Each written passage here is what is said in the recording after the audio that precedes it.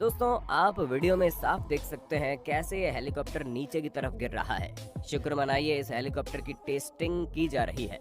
जरा सोचिए क्या होता अगर कोई जवान इसमें सवार होता। आजकल हमारे भारत में एयरक्राफ्ट के क्रैश होने की खबरें कुछ ज्यादा ही देखने को मिल रही हैं, जिसकी वजह से सवाल उठना लाजमी है।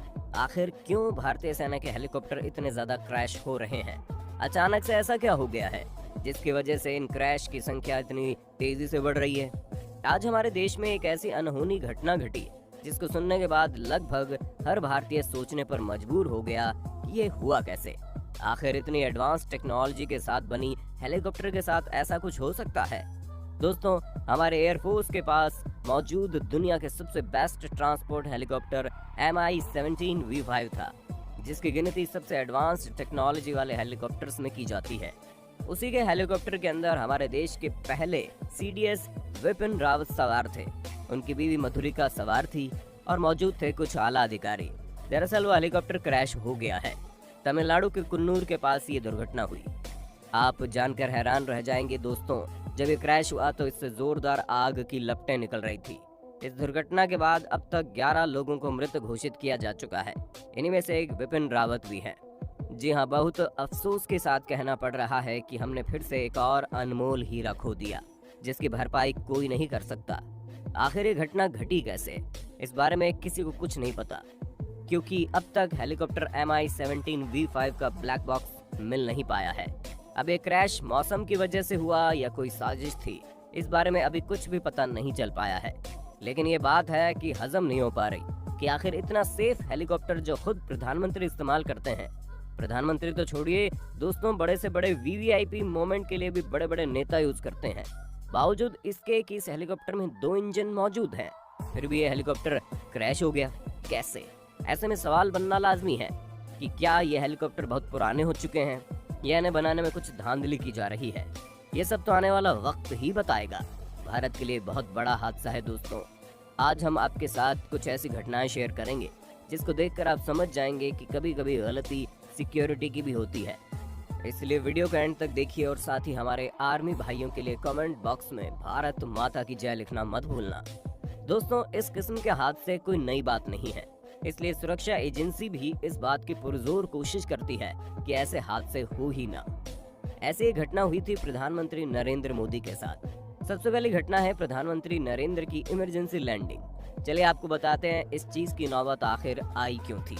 आपको बता दें, जब भी प्रधानमंत्री नरेंद्र मोदी की रैलियों का आयोजन किया जाता है, इसमें सुरक्षा को लेकर विशेष इंतजाम किए जाते हैं।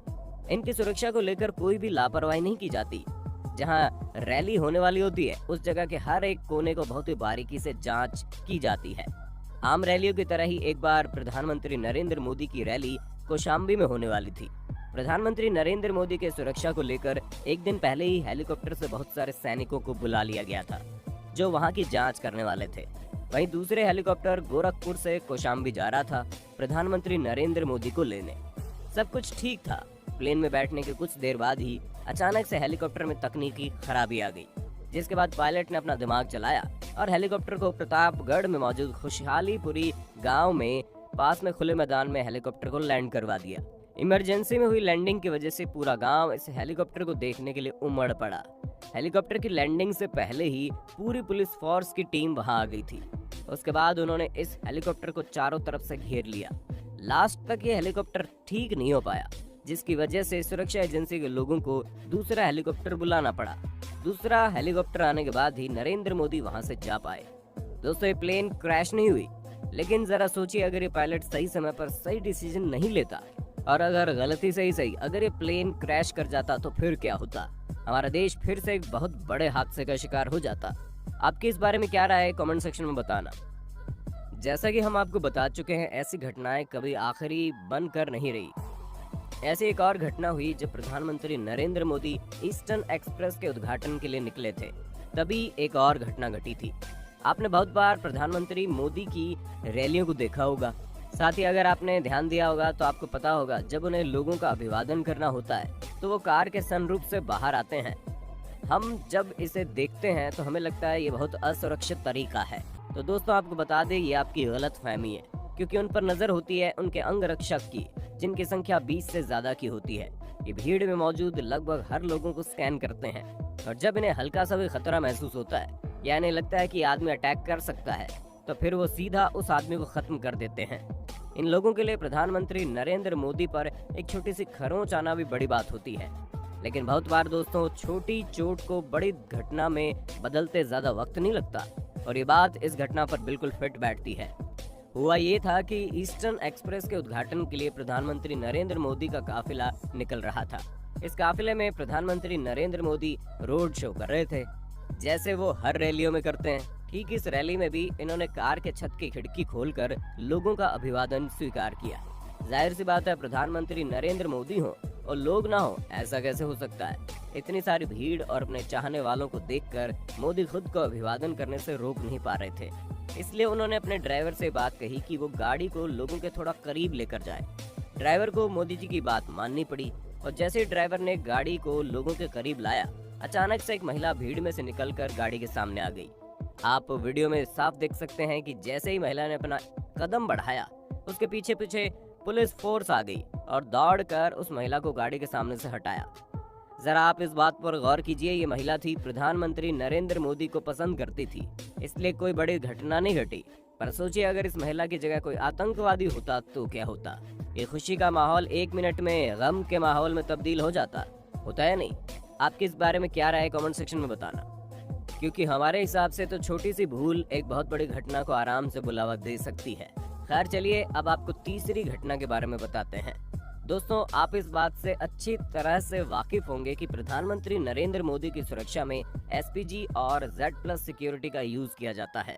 ऐसा माना जाता है कि Z+ सिक्योरिटी को तोड़ना बिल्कुल भी नामुमकिन है। लेकिन दोस्तों, बहुत बार ऐसे मामले सामने आ जाते हैं जो आपको सोचने पर मजबूर कर देते हैं कि क्या सच में Z+ सिक्योरिटी सेफ है या नहीं। बता दें कि ऐसा एक मामला सामने आया था जब प्रधानमंत्री नरेंद्र मोदी पश्चिम बंगाल में लोगों से मन की बात कर रहे थे। उसी वक्त एक आदमी भीड़ से दौड़ता हुआ स्टेज पर जा पहुंचा और उसने प्रधानमंत्री नरेंद्र मोदी के पैरों को छुआ। पैर तो छोड़िए, उस शख्स ने प्रधानमंत्री नरेंद्र मोदी के साथ फोटो तक खिंचवाई।